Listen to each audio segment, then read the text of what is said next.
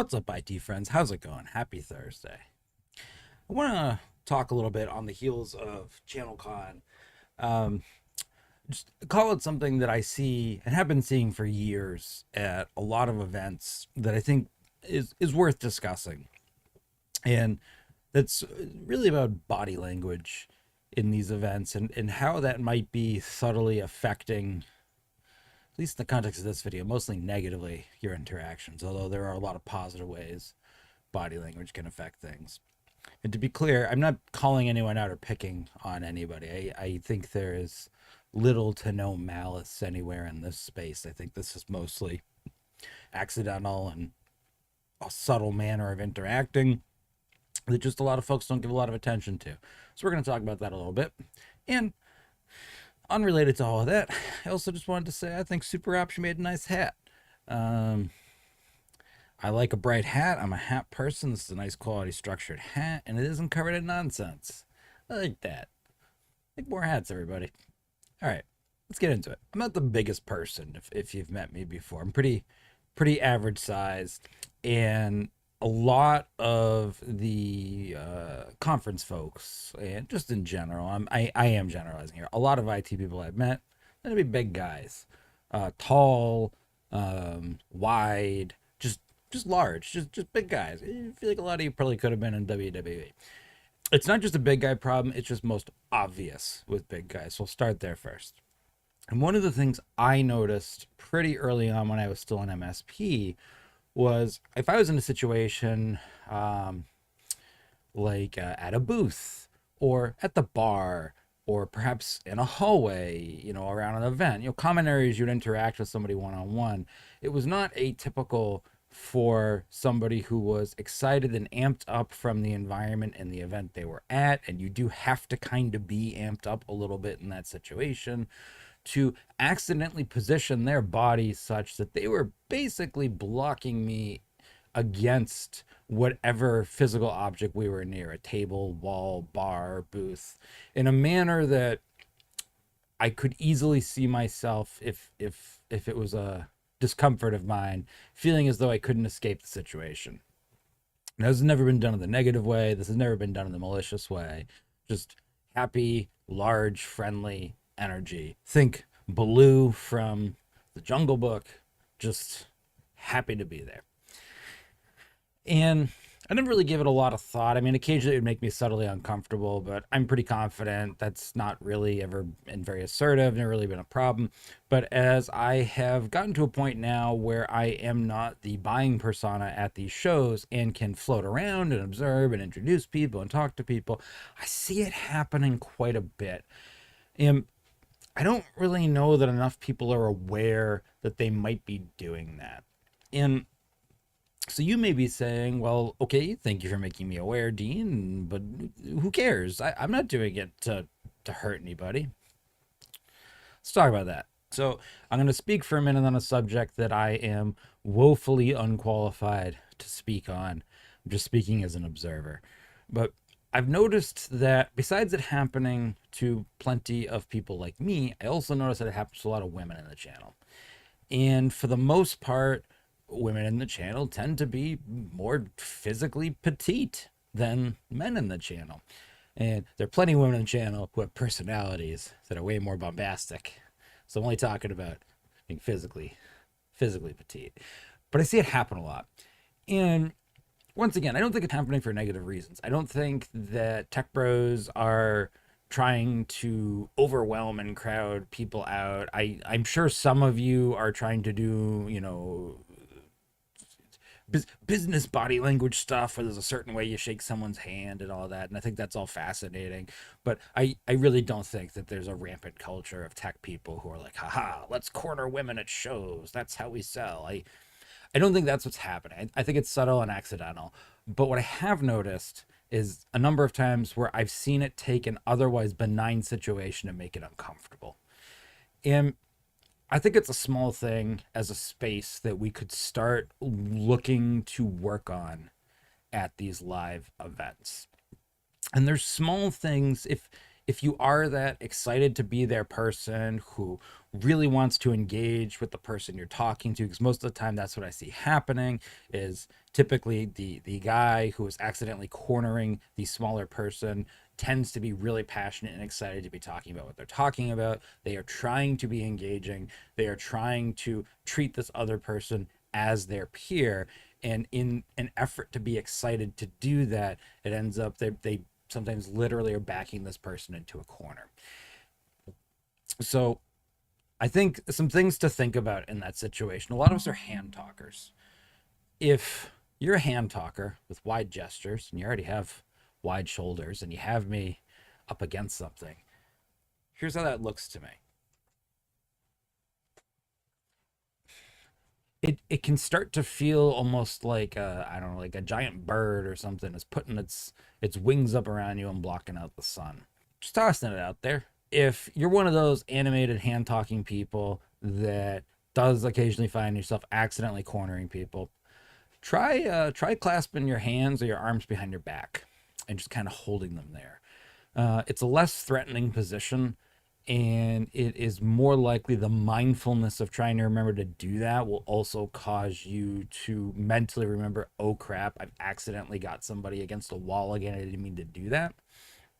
And when that happens, take 1 or 2 steps back away from that person with your hands clasped behind your back and try to continue the conversation.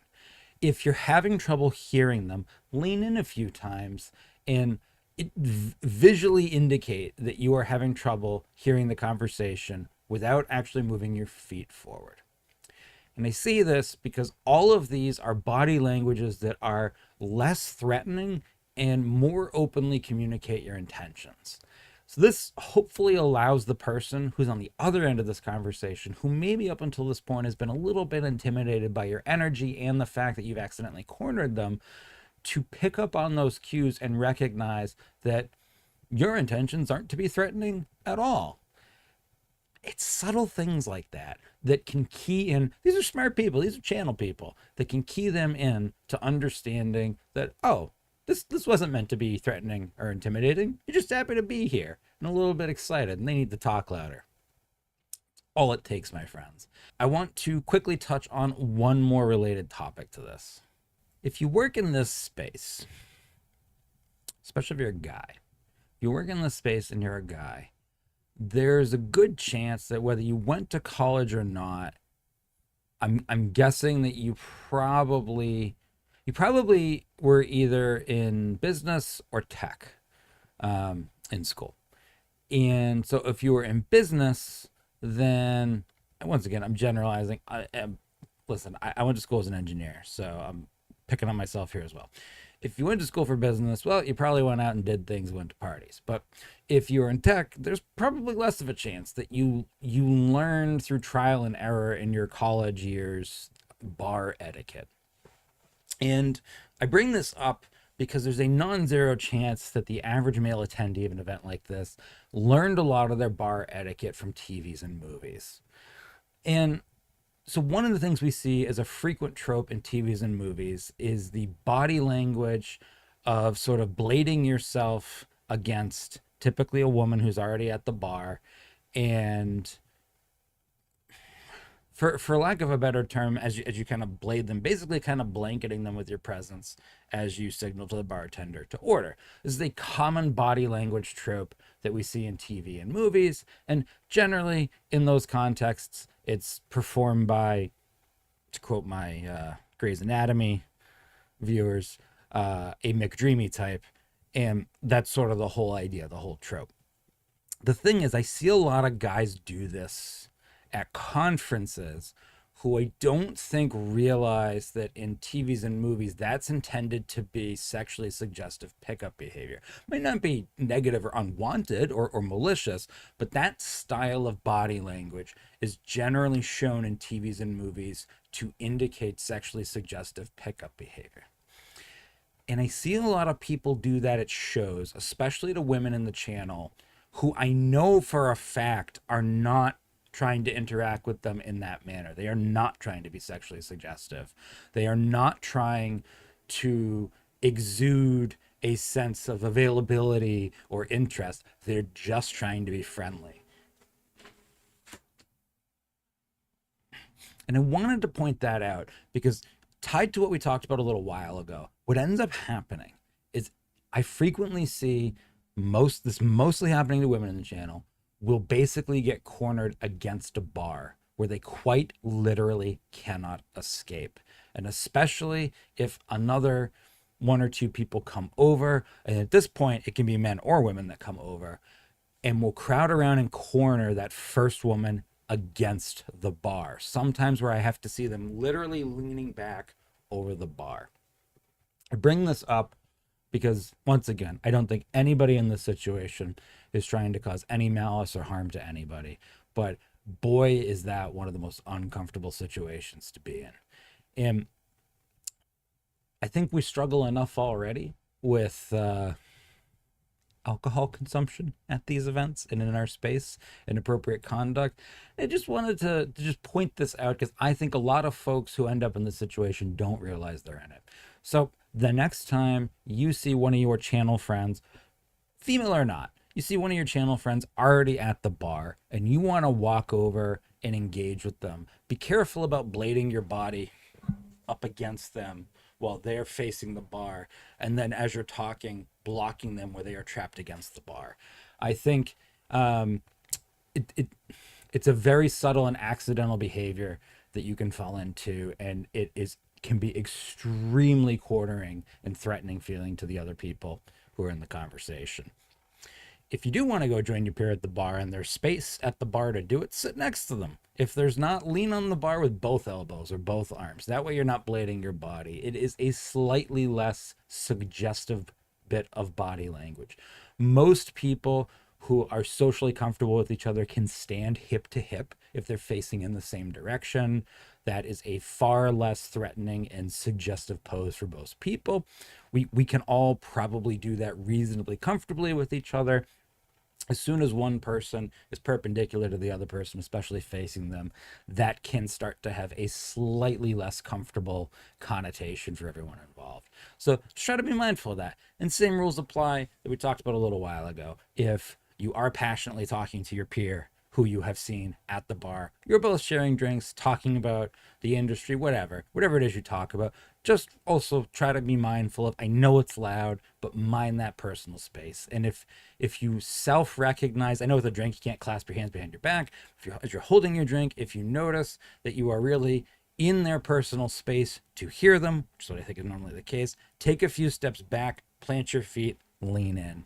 It is a far more subtle bit of language that communicates that you cannot hear them and wish to hear them to continue talking, versus that you wish to become one with them and meld at the bar, which is subtly off-putting to everybody, no matter who you are.